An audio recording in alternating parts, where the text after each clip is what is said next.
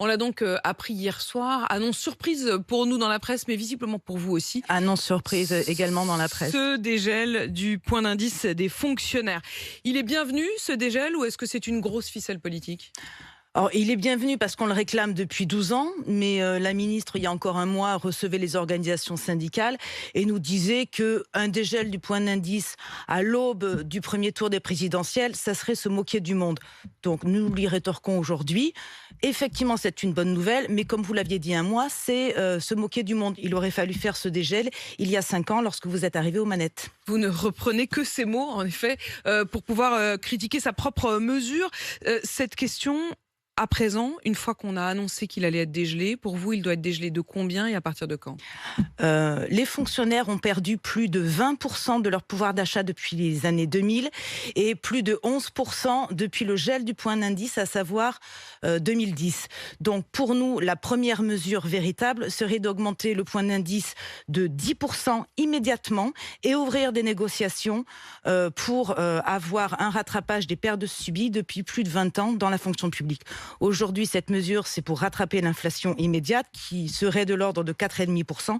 Donc un dégel du point d'indice de l'ordre de 10% immédiatement et pas avant l'été, mais immédiatement, c'est-à-dire au 1er avril, serait une bonne mesure. Ça vous paraît très juste. On entendait tout à l'heure le témoignage de David qui nous a appelé au 32-16, qui est fonctionnaire et qui nous disait que les deux augmentations qui avaient eu lieu, les rattrapages également, dans le quinquennat de François Hollande, c'était à chaque fois 8 euros. 8 euros de plus sur la fiche de paye. Donc là, imaginons qu'on augmente uniquement de 5%, c'est-à-dire juste pour suivre l'inflation, ça représenterait quoi ? 50 euros à peu près. Ouais. Quand on voit aujourd'hui, ne serait-ce que l'augmentation du prix du carburant, ça représente, bon an mal an, à peu près 30 euros par plein. On imagine que les agents, comme tous les Français, font environ 2 pleins et demi par mois.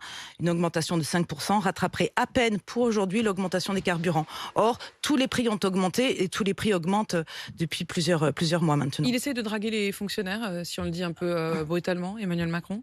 Une mesure qui interviendrait avant l'été, ça sous-entend voter pour moi, le dégel du point d'indice sera acté. Donc c'est plus du chantage que...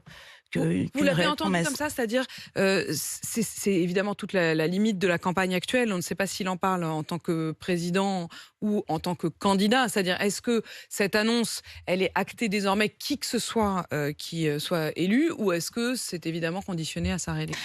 J'ai le souvenir que M. Darmanin, quand il est arrivé aux manettes dans le gouvernement de Macron, nous a dit qu'il ne se sentait aucunement lié par les annonces, et notamment PPCR, du gouvernement précédent. Donc on peut très bien imaginer, même si M. Macron est réélu, que son gouvernement ne se sentira pas totalement lié, d'autant plus si ce n'est pas Amélie de Montchalin qui est ministre de la fonction publique. Alors, vous